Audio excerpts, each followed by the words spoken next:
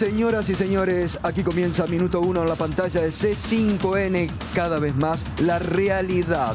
Lo que otros a diario ya no saben con qué taparte.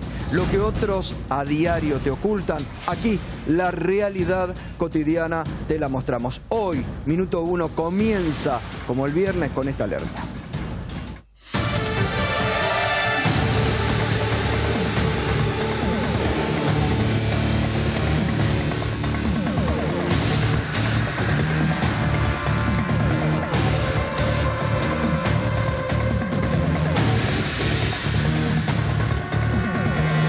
Este es Arnaldo Chubi López, condenado a cadena perpetua por haber cometido 281 homicidios en La Perla, de los 1037 por lo que estaba llevado en los juicios por la verdad que se realizaron en Córdoba. Era conocido como la bestia de La Perla por el horror que sembraba a su paso. Es uno de los tantos genocidas que hace instantes pidió a través de sus abogados acogerse al beneficio del 2 por 1. Un nuevo genocida que sembró terror en los centros clandestinos de detención, que detrás del fallo abominable de la Suprema Corte de Justicia de la Nación pide andar suelto por las calles de la República Argentina. Y lo que no hay que olvidarse, porque en el juicio este personaje siniestro no solamente insultó a los jueces que lo estaban condenando, sino que también se burló de los familiares de los desaparecidos. Lo vamos a recordar como lo hacía en esa instancia. El juicio ha terminado.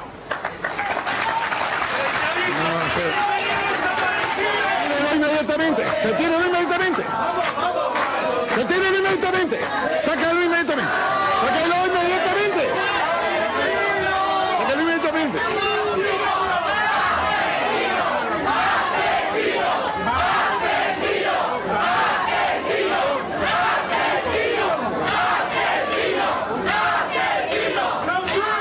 El juicio ha terminado. Ahí estaba el Chubi López, lo veíamos cuando se retiraba, ¿no? Amenazando no solo a los integrantes del tribunal que lo acababan de condenar, indicándole en esa oportunidad que iban a desaparecer, tremenda la apología que hacía, sino también enfrentando a los familiares de las víctimas desaparecidas. Reiteramos, condenado por 281 homicidios en La Perla, de los 1037 por los que había sido llevado a juicio. Era la bestia de La Perla. Hoy, tras este fallo abominable de la Corte, otro genocida que pide el 2 por 1. Realmente tremendo, como lo decíamos recién, en una jornada donde ya se han presentado 3 presentaciones internacionales, 2 locales contra este fallo de la Corte, pero además hoy el alto comisionado de la Organización de Naciones Unidas para los Derechos Humanos del continente ha advertido a la Suprema Corte de Justicia de la Nación que los delitos de lesa humanidad son imprescriptibles.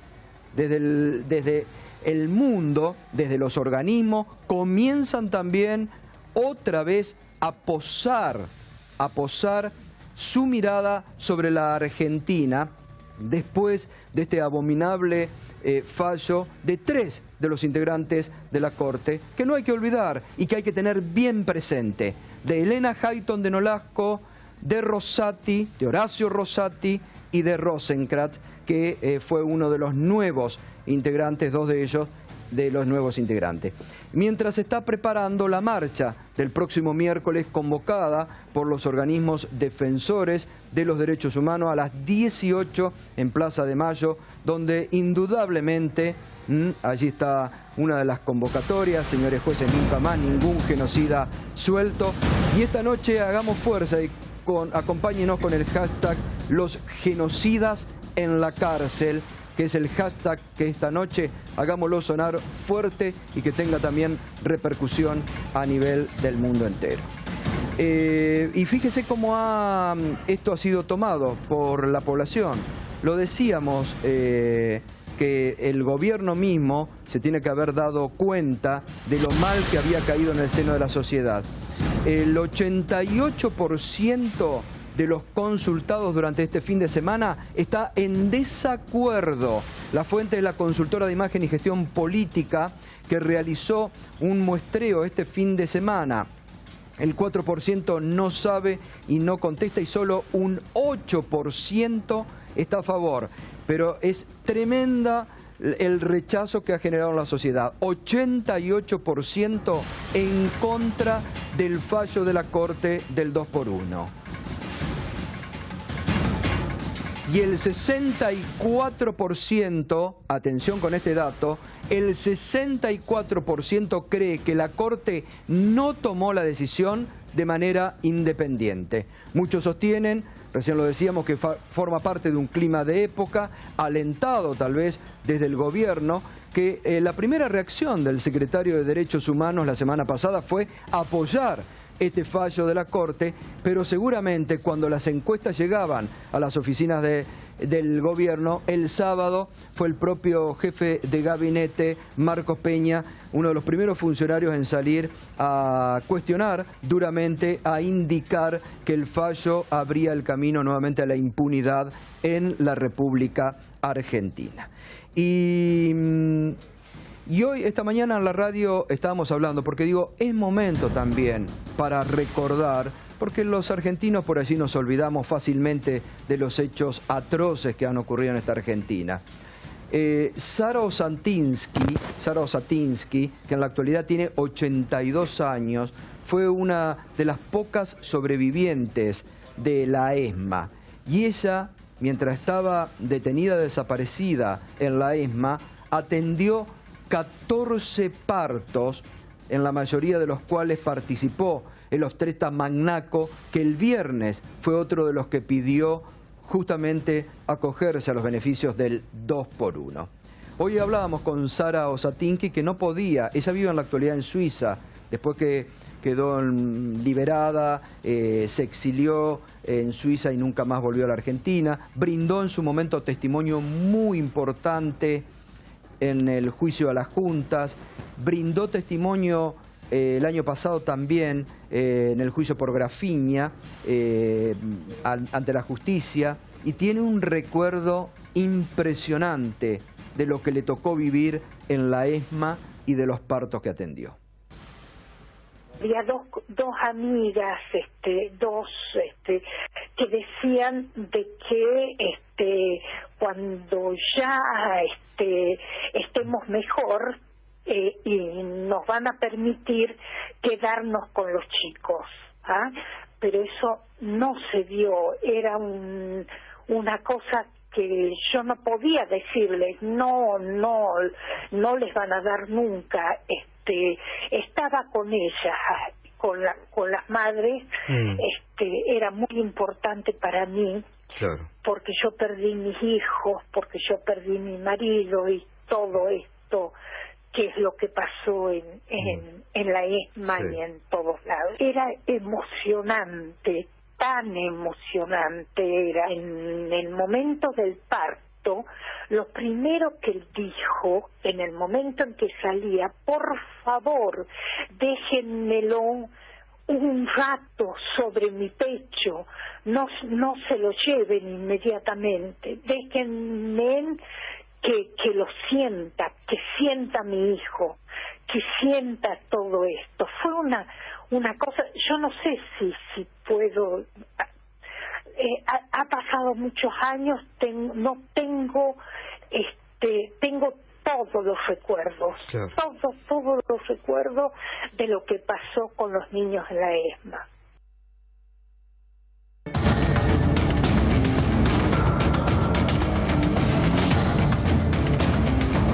Y Sara Osatinsky hablaba de Patricia y hablaba de ese niño que Patricia le pedía que se lo dejen unos minutos más con ella. Ese niño es este joven que tenemos hoy aquí en nuestros estudios, Guillermo Pérez Roisenblit, que nació, y el recuerdo de Sara Osatinsky, ¿no? Cada vez que recuerda de mi nacimiento me pongo en duda. Y es tremendo, claro. Estamos hablando Nos ponemos mal todos. de nacer en cautiverio como si fuera un animal, ya desaparecido desde el vientre con 8 meses de gestación. La verdad es que a mi familia directamente nos diezmaron. Es el día de hoy que todavía, independientemente de que el año pasado tuvimos un cachito de justicia, condenando a solo 3 de una treintena de militares de la Fuerza Aérea que funcionaban en la Riva, es el día de hoy que todavía no sabemos nada de qué pasó con ellos ni dónde están sus restos. Y este recuerdo de Sara Osatinski lo habrás escuchado, ¿no? Esto de que tu madre Patricia les pedía por favor que no le corten el cordón umbilical para tenerte a vos. ¿Cuándo fue la primera vez que lo escuchaste, el relato? Mi hermana me acercó mucho de la historia de lo que había pasado en el momento de mi nacimiento. Hay 4 personas que terminan declarando en distintos juicios, en especial el juicio de la Junta, que son sobrevivientes del infierno de lo que es la ESMA.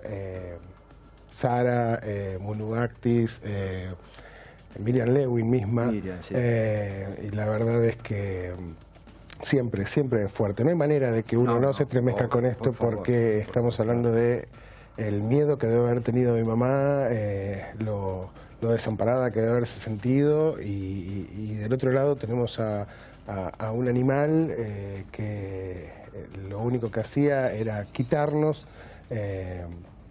con el aval de lo que era toda la estructura de la Marina, y hoy está pidiendo quedar en libertad. Guillermo, y el viernes cuando te enteraste vos que Magnaco, justamente que fue el partero de tu parto, a quien tu madre le suplicaba que te quedes con ella 2 o 3 minutos más, ¿cómo te imaginás que este tipo pueda salir, que vos te lo puedas encontrar en algún momento libremente por las calles? La verdad es que yo hasta acá yo no pensaba que podría llegar a haber una decisión de tal magnitud en la Corte Suprema. Me sorprendió, me enfurecí, me dio tristeza, rabia, impotencia y obviamente miedo también. Además de que a esta persona se le está dando un beneficio que no creo que le corresponda, porque directamente no son seres racionales, son animales, ¿está bien? Nos ha mostrado a lo largo de los distintos juicios en los que se le ha encontrado la responsabilidad penal, no ha mostrado ningún tipo de arrepentimiento, más allá de un acting que hizo en una declaración indagatoria, en pleno juicio oral, pero no ha mostrado ningún acto de arrepentimiento. Está comprobado en varios procesos que trajo, no solamente asistió al parto de mi mamá, sino el parto de Juan Cabandier, el parto de Victoria Donda, el parto de Evelyn Bauer Pegoraro, y como dice Sara, hay aproximadamente 14 partos. Entonces está faltando la información sobre 10 hermanos, que yo los considero mis hermanos, que son los otros nietos que todavía continúan apropiados, ¿está bien? Y además tampoco ningún indicio de esas madres, de mi madre. No, ¿por qué si el tipo está juzgado, condenado, con el beneficio del arresto domiciliario, durante tanto tiempo, que violó sistemáticamente, se fue a comprar un shopping, anduvo por una fiambrería, todos los lujos? ¿Por qué hoy, sin ningún tipo de arrepentimiento todavía demostrado, sin aportar un solo dato, se lo va a beneficiar con esto? Eso es lo que es de locos. Perdón, buenas noches. Que la justicia no haya garantizado mínimamente que aporten un dato. Porque eso es lo que hace de ejecución continuada estos crímenes horribles.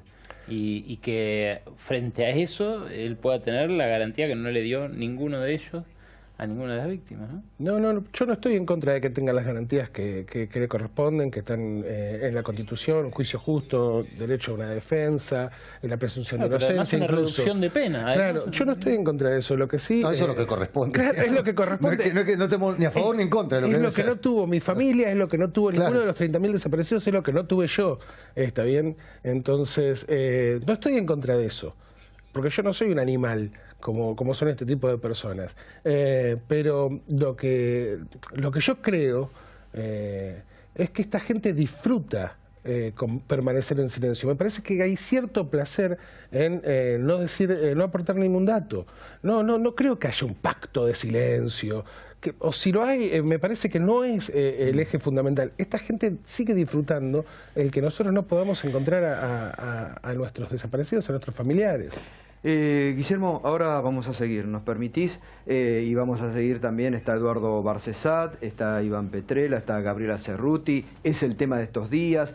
Se está organizando la marcha del próximo miércoles a las 18 en Plaza de Mayo, que merece ser multitudinaria para recordarle a estos 3 jueces de la Corte y también, diría yo, a buena parte de la justicia argentina, que hoy está bastante desquiciada, que hay un pueblo que tiene memoria, verdad y justicia en forma permanente. Ahora sí tenemos otro alerta.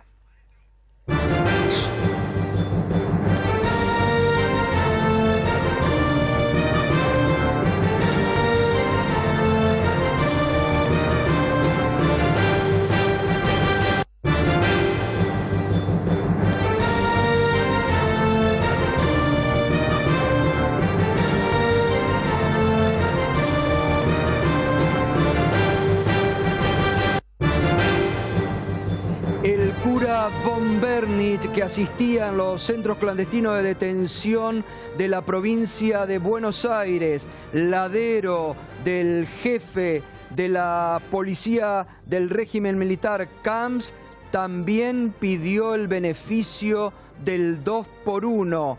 Está preso en la actualidad en el penal de Marcos Paz, cumpliendo una condena perpetua por encubrimiento y también por haber asistido a los detenidos desaparecidos. Y también otro que acaba de pedir, finalmente se supo, el ex ladero del general Camps, Echecolatz, que está, como lo recordábamos la semana pasada, también está también sospechado de la desaparición de Julio Jorge López. Echecolatz también ha pedido el beneficio del 2 por 1. Estamos en comunicación con Guadalupe Godoy, quien es querellante en estos juicios. Doctora, buenas noches, ¿cómo está? Hola, buenas noches. ¿Nos puede confirmar usted esta información que estamos adelantando?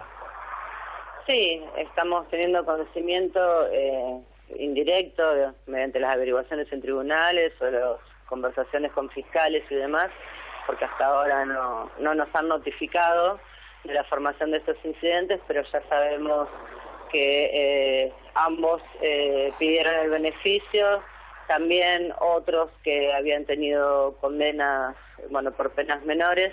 En el caso de Echecolatz, aún si se le otorgara, todavía tendría prisión preventiva por otras causas, pero en el caso de Von Bernich, si se hiciera efectivo, bueno, quedaría en libertad porque no tiene ningún otro proceso pendiente. Claro, bueno, y justamente en algún momento la propia Iglesia había estado presionando, ¿no? Porque además lo de Von Bernich, hay que recordar que sigue dando misa, porque la Iglesia no le quitó la posibilidad, sigue dando misa, sigue dando la comunión, aún en la cárcel, que creo que está con Echecolatz junto, ¿no? No, él tiene familia en otra provincia y había pedido el traslado a otro porque en un momento estuvieron juntos. Sí, estaban todos en Marcos Paz, claro, pero bueno, Marcos algunos ahora fueron derivados al Hospital Penal Penitenciario y otros, el caso de Von Bernich, fue trasladado, si no me equivoco, a Clorinda, que es donde tiene su familia. Doctora, ¿y ustedes, digamos, frente a esta catarata, van a estar presentando algún tipo de pedido ante la justicia para que no se les conceda este beneficio? Sí, tenemos dificultades para eso porque las querellas hay toda una discusión si somos parte o no en este tipo de incidentes. Consideramos que sí, porque acá no estamos frente a una modalidad de cumplimiento de la prisión, si es domiciliaria o no, si es una medida cautelar, sino que estamos frente a una auténtica conmutación de pena, y como toda medida de ese tipo, con la ilegalidad manifiesta que tiene, consideramos que nos habilita a hacer presentaciones. Mañana todas las querellas vamos a estar presentándonos en el Tribunal Oral número 1 de La Plata, solicitando que por lo menos se escuche a las víctimas antes de tomar una decisión. Bueno, doctora, le agradezco, ¿eh? Gracias a ustedes. Gracias por este Hasta luego. adelanto. Bueno, dos, que Echecolás tremendo, porque aparte Echecolás está sospechado de haber organizado desde la cárcel la desaparición de Julio Jorge López, que era un testigo importantísimo justamente en los crímenes por la verdad que se hacían en La Plata. Justamente Julio Jorge López desapareció el momento en que tenía que ir a brindar su testimonio ante ese juicio, ¿no? Y lo del capellán Bomberni, bueno, era tremendo el papel que cumplía asistiendo a las víctimas. Eduardo Barcesat, ¿cómo se toma todo? Esta catarata, ¿están envalentonados todos pidiendo ya el 2 por 1? ¿Alguien los puede parar? Bueno, primero que quiero señalar respecto de este caso particular es que siguieron amenazando a la sociedad desde la cárcel, porque el juez Rosansky, personal de su juzgado, fue amenazado hasta que pudimos conseguir, lo patrociné al doctor Rosansky, que fuera detenido un lugarteniente de Echecolás, Ureña de apellido, que tenía un arsenal de armas e informático, que era el autor de las amenazas. En todas esas amenazas decía: cumplo órdenes de Echecolás, soy un soldado de Echecolás, de manera que desde la cárcel ya era un factor peligroso.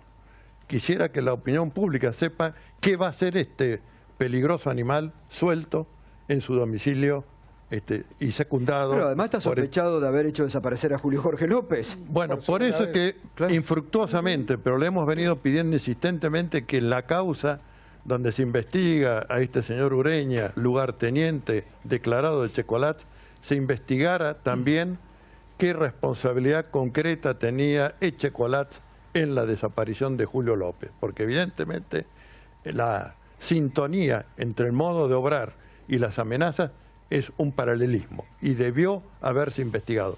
Lamentablemente la causa se ha elevado a juicio oral con la sola investigación de las amenazas proferidas respecto del doctor Carlos Rosansky, empujado a jubilarse por la actitud de este gobierno, también hay que decirlo claramente, si no habría proseguido. Ahora, en este tribunal, ¿qué garantía queda para que se juzgue conforme a derecho esta petición? Ahora, doctor, una consulta, porque hoy hubo un juez de un tribunal que rechazó el fallo de la Corte, dijo que no están obligados, porque al no ser el fallo por unanimidad, no están obligados a aceptarlo y a liberar a los genocidas. ¿Esto es así? Yo entiendo que así hubiera sido por unanimidad, lo mismo no es vinculante. Es una resolución para el caso. Cada caso tiene que transitar todo el espigón jurisdiccional. En algún momento llegará a la Corte. Igual nos hemos cansado de ver esto de sentar jurisprudencia, digamos, o sea... Yo no dudo que en un sistema judicial que sea respetuoso del deber de obediencia a la supremacía de la Constitución, cuando la Corte Suprema dicta un pronunciamiento, debería ser, por supuesto, vinculante para los tribunales inferiores. Pero enhorabuena, en este caso no es así. De modo que todos los jueces y los fiscales deben seguir aplicando la doctrina que han aplicado en los precedentes previos que han tenido y fundándose precisamente en una doctrina de la Corte, que es la doctrina del acto propio, que dice que si no se modificaron las condiciones de hecho y es la misma normativa, no tiene por qué cambiar de opinión el tribunal porque esto es contradictorio. ¿Pero hay alguna diferencia del peso jurídico entre una sentencia por unanimidad o una sentencia 3-2? Por supuesto que tiene mucha diferencia. La diferencia es que ante la opinión pública da cuenta de que no es una convicción que aúne al resto y que unifique. Bueno, es político, digamos. Es política la consideración. Es que tenga un peso no tiene menos valor, no tiene jurídicamente menos valor. Deberíamos volver a discutir cómo puede ser que cambien todo lo que la gente decide, los procesos históricos y todo, 3 personas. Está bien, ¿no? pero Gabriela, una cosa, respecto de eso, la Corte... Nuestro sistema y nuestra Corte, es una antigüedad que terminan 3 personas en este caso definiendo en contra de, no de la libertad o no de esto, sino de un proceso histórico y de la lucha de una cantidad de gente durante muchísimos años y de una sucesión. Ahora, es cierto eso, pero una cosa, perdón, porque la ley cambió, de lo que permitió reabrir los juicios por la verdad, que estuvo buenísimo, fue que se declararon imprescriptibles, que cambió la ley que aplican después los jueces.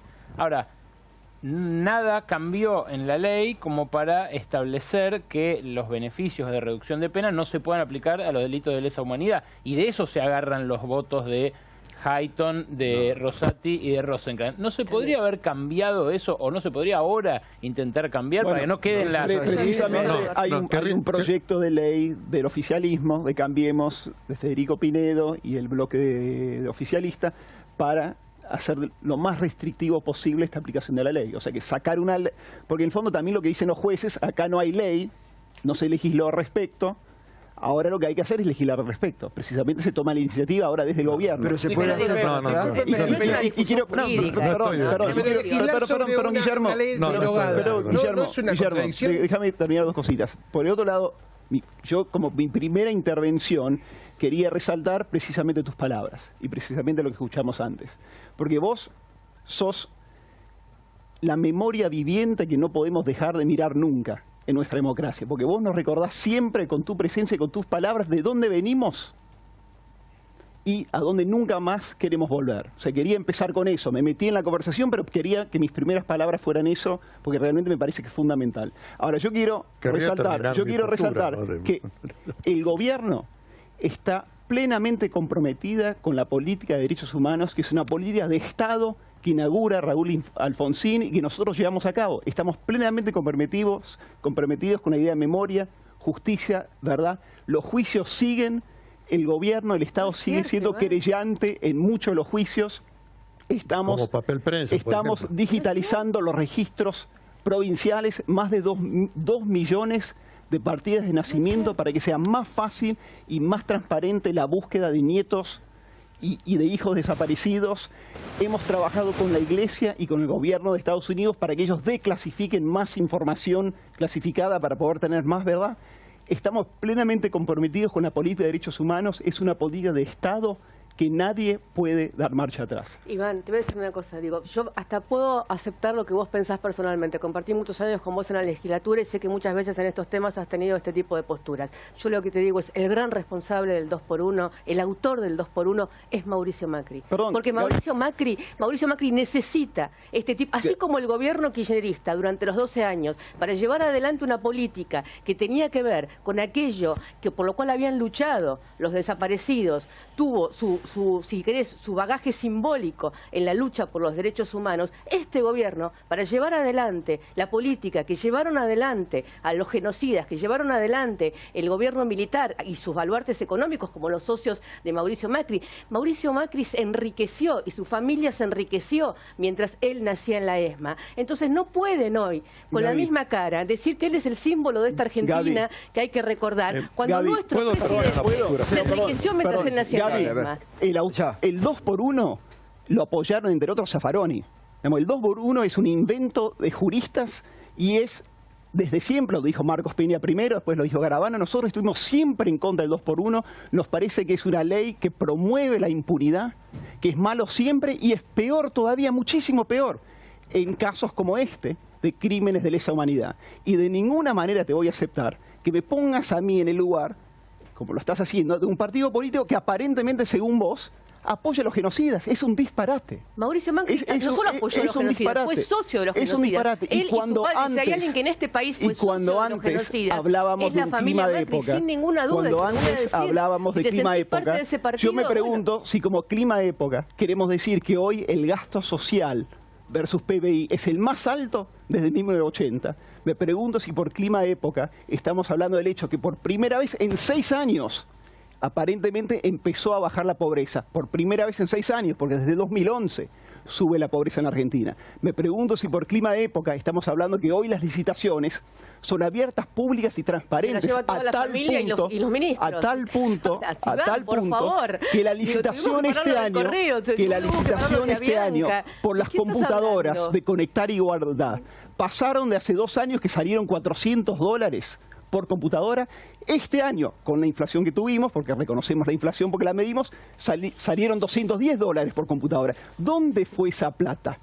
¿Dónde fue esa plata de $200 extras computadora por alumno? ¿En los bolsillos de qué político del gobierno anterior está esa plata. ¿De qué estamos hablando? ¿De qué estamos hablando? Volvemos, No, por favor. porque cuando hablamos de clima época es como es como si fuera una atmósfera, digamos. No, no es una atmósfera. Es una frase digo, que no quiere decir nada. Y me refiero a eso.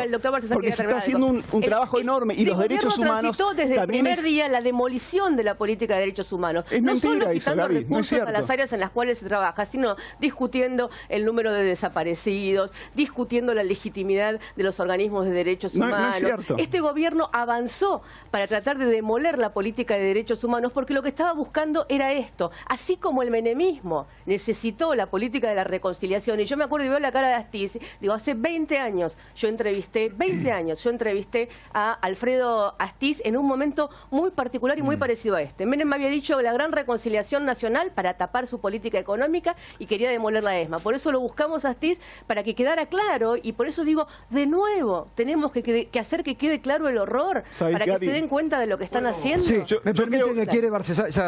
Por favor. Sí. Ahora seguimos, Iván. Este fallo abominable que rompe la estructura jerárquica del orden jurídico positivo argentino, porque los tratados internacionales de derechos humanos, desde la reforma del año 94, integran la ley suprema de la nación, tienen la misma jerarquía que las cláusulas constitucionales, vedan absolutamente la concesión de beneficio alguno, ya sea que se aplique por la Convención del Genocidio o por la Convención de Crímenes de Lesa Humanidad. Está taxativamente vedado y refrendado por los pronunciamientos de los órganos jurisdiccionales de la OEA y de la ONU. Recordemos que la Argentina ya pasó por esto cuando en el 92 y en el 93 la Comisión de Derechos Humanos dictaminó que el punto final, la obediencia debida y los indultos del presidente Menem eran nulos y lesivos de la Convención. Bueno, es lo que dice y en hoy el alto comisionado. Y en 1995 lo dice la Comisión de Derechos Humanos de Naciones Unidas. Y hoy lo dice el Pero alto después de comisionado, eso, además. y va la similitud con lo que están proponiendo ahora, vino la fantochada del gobierno de la Unión Cívica Radical de la Alianza de derogar las leyes. Derogando las leyes, la misma como ley penal más favorable, cumplía en efecto. De manera que se mandaron enormes discursos para parir un ratón. Tuvo que venir otro gobierno, precisamente del presidente Kirchner, para que se anularan las leyes, que es lo que correspondía. Y eso es lo que vamos a recabar que suceda, que se anule este pronunciamiento por la ¿Y cómo intervención. puede ser? Bueno, hay varios mecanismos que se están articulando. Uno es el pedido de juicio político por mal desempeño y o comisión de delito en la función pública respecto a los 3 ministros de la Corte Suprema que suscribieron este fallo espantoso. El otro camino es la denuncia penal, que ya la han hecho algunos colegas, y enhorabuena. Y está después el camino, creo yo, de la marcha que va a ser el día miércoles, pasado mañana, y que de alguna manera va a traducir ese 88% que repudia, que dice nosotros no estamos de acuerdo con este fallo, nosotros nos parece tremendo este pronunciamiento, y que hará pensar a los que lo suscribieron si el día 11 de marzo se pueden sentar en sus estrados de ministros de la Corte Suprema de Justicia de la Nación. Pero lo que no podemos darle al pueblo es más engaño. Si se saca una ley ahora, va a ser para lo futuro, porque las leyes no son retroactivas. De manera que no es ese el camino es el juicio político, el enjuiciamiento y remoción de estos magistrados, y que cuando lleguen los nuevos casos a la nueva Corte Suprema de Justicia de la Nación haya una integración que honre el deber de obediencia a la supremacía de la Constitución Nacional. Porque destaco que la primera ley de organización del Poder Judicial de la Nación, la Ley 27, por el número se darán cuenta de la antigüedad, establecía que el deber primero es asegurar la observancia a la supremacía de la Constitución Nacional. Y ese deber de observancia está hoy enfatizado por el artículo 36 de la Constitución Nacional, que castiga con el estigma de infames traidores a la patria a los que quebranten el sistema y la estructura del orden jurídico constitucional argentino. Esto es lo que se merece. Muy bien. ¿Ustedes acompañarían, si ahora se oponen a este fallo, y Marcos Peña, por ejemplo, lo ha calificado como que abría las puertas a la impunidad, a un juicio político a los integrantes de la Corte que votaron este fallo? Eso es interesante, Iván, porque marcaría de qué lado está y en qué lugar está efectivamente puesto como política de Estado los derechos humanos, o por lo menos los juicios a los genocidas. Mira, la verdad que no te podría Como saber, partido político. digamos, como no estoy en el Ministerio de Justicia, no te podría decir. Lo que sí sé es que nosotros siempre hemos buscado acatar fallos de la Corte Suprema, como no había hecho el gobierno anterior. Pero no nos gustó el fallo por la coparticipación, hablamos con los gobernadores para resolver el tema. Obviamente el fallo por el tema del aumento de las tarifas, sencillamente... No es lo mismo. Pero nosotros... Por favor, sacaron un decreto infame. Dejémoslo hablar. Perdón. 6 años por la Corte Suprema. ¿Qué fallo? No, pero dijo algo. ¿Qué fallo de la Corte Suprema no acató el gobierno anterior, Iván? Uno, nombrame. Por ejemplo, cuando la Corte Suprema falló de que Néstor Kirchner tenía que reponer el Procurador General de Santa Cruz. No acató ese fallo, no solamente no acató el fallo, fue a Santa Cruz a un acto con el procurador que había reemplazado, el que tenía que reponer, burlándose casi de la Corte Suprema. Pero bueno, es un tema del pasado. Dale, decimos algún tema nacional en el cual el gobierno nacional no haya acatado algún fallo de la Corte. Porque yo me acuerdo de la ley de medios, me acuerdo de la reforma judicial, me acuerdo de una cantidad de temas que eran centrales para el gobierno anterior y que no se pudieron llevar adelante por fallos de la Corte. Creemos en una justicia independiente. Sí, se nota muchísimo. Hoy la justicia es independiente. La Corte Suprema actúa de manera independiente. Algo que creo que muchos políticos no están acostumbrados. A tal punto la clase política traicionó a la ciudadanía argentina que en esos datos que vos mostraste, Gustavo, antes, me parecieron muy interesantes. El 84% de la gente desaprueba el fallo de la Corte Suprema, lo cual me parece una señal de madurez democrática enorme de la ciudadanía argentina. Pero por el otro lado, que un 64% crea de que el fallo no fue hecho de manera independiente, muestra que los políticos que gobernaron, por lo menos las últimas 2 décadas, traicionaron a la gente y violaron el sentimiento de justicia. Que la gente se da cuenta que lo que hizo la Corte es lo que piensa Mauricio Macri, que a estos 2 jueces, pero Gaby, que de la nueva mayoría automática de la Corte, vos realmente crees que jueces que fueron votados masivamente por el Congreso, que jueces que fueron votados masivamente por el Congreso, uno de los cuales, que además fue ministro de Justicia de Néstor Kirchner, de repente se vuelven miembros de la Corte Suprema y obedecen instrucciones de un presidente? No tengo ninguna duda que lo que hicieron fue llevando adelante... Yo lamento mucho que una líder política de tu envergadura crea que la Corte Suprema en la Argentina no existe. No creo que estamos muy mal democráticamente. Yo creo que estos 2 jueces fueron puestos por Mauricio Macri para llevar adelante... Fueron aprobados por el Congreso. Fueron puestos por Mauricio Macri para llevar adelante votados por un plan muy específico. Por Abal Medina, por Ferner, por líderes del kirchnerismo. Fueron votados por líderes del kirchnerismo. Se equivocaron. Ojalá se estén dando cuenta de lo que hicieron.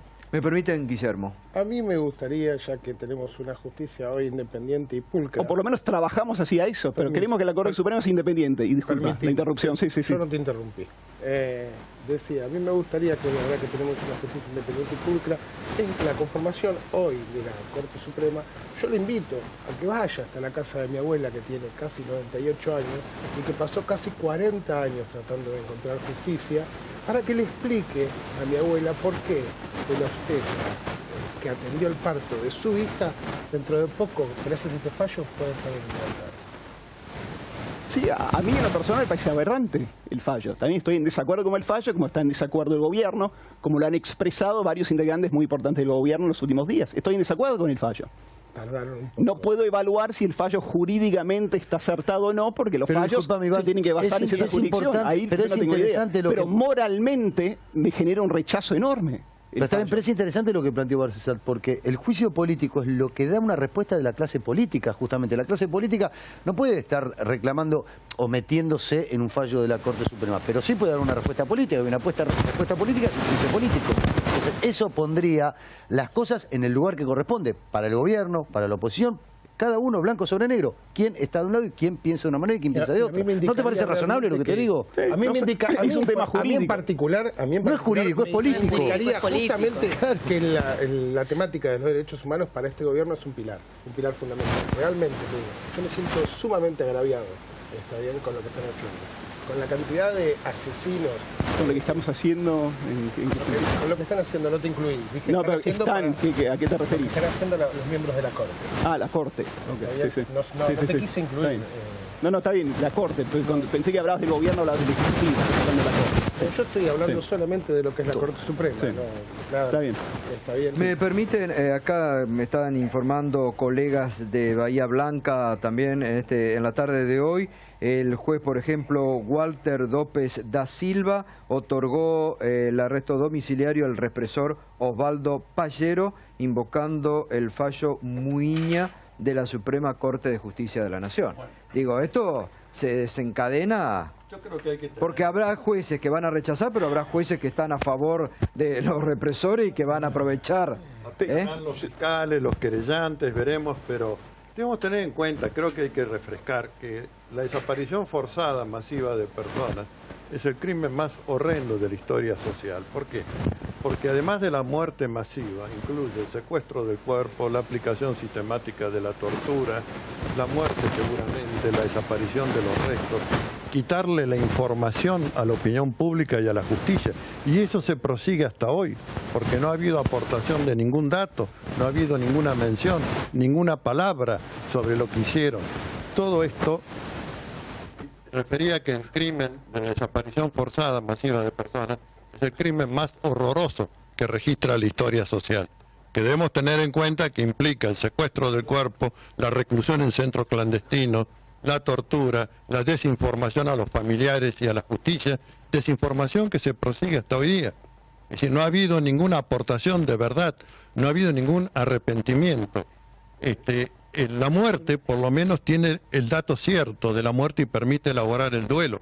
La desaparición forzada es una ausencia que provoca un perjuicio psicológico insoluble prácticamente, porque ¿quién le va a decir al familiar que no está vivo, que no permanece, que no existe posibilidad, así fuera remota, de que esté viviendo? Realmente es de una atrocidad moral insuperable. Guillermo, y que esto haya sido condonado a través de un 2x1 con una ley perimida que no regía al tiempo en que empezó el juicio, que ya era una ley derogada, demuestra realmente algo inasible en el derecho y que ya demuestra que a nivel internacional es un papelón cuando la Argentina había logrado una buena reputación en materia de juzgamiento de los crímenes. Sí. Brevísimo, pero le quiero preguntar a Guillermo qué repararía. Ya sé que es todo irreparable, pero este fallo, lo herido que te sentiste de la semana pasada, ¿lo repararía el abrazo del miércoles de la gente, la movilización, el juicio político? ¿Qué? Bueno, en primera medida, la verdad es que necesitamos el acompañamiento de toda la sociedad este miércoles. La verdad es que no solo queremos sentirnos acompañados, sino que queremos que la sociedad entera tome conciencia de que esto que, por ejemplo, me pasó a mí y a 30.000 personas más, no solamente nos pasó a nosotros, no se circunscribe solamente a nosotros, sino que nos pasó a todos como sociedad. Entonces, alentar a que nos acompañen primero, y segundo, sí, la verdad es que yo no veo que el fallo... que el resultado de este fallo no sea otro que el de investigar si hubo o no prevaricato, si le corresponde o no le corresponde juicio político a los integrantes de la Corte. La verdad, digo, me parece que esto representa un retroceso terrible, donde nosotros nos habíamos sabido colocar a la cabeza a nivel mundial como garantía de derechos humanos en el país, ¿no? Y la verdad es que...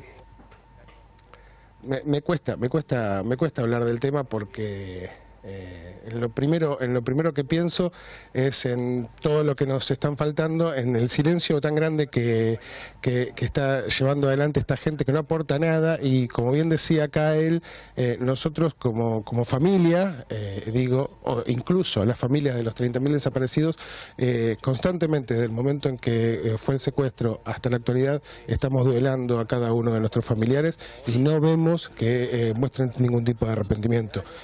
La colaboración de parte de justamente la Corte Suprema de Justicia para que esta gente vuelva a caminar en la calle para nosotros es terrible. Guillermo, gracias, gracias, muchas gracias. Eduardo, muchas gracias. Iván, muchas gracias por estar como siempre al debate. Gracias, Gabriela.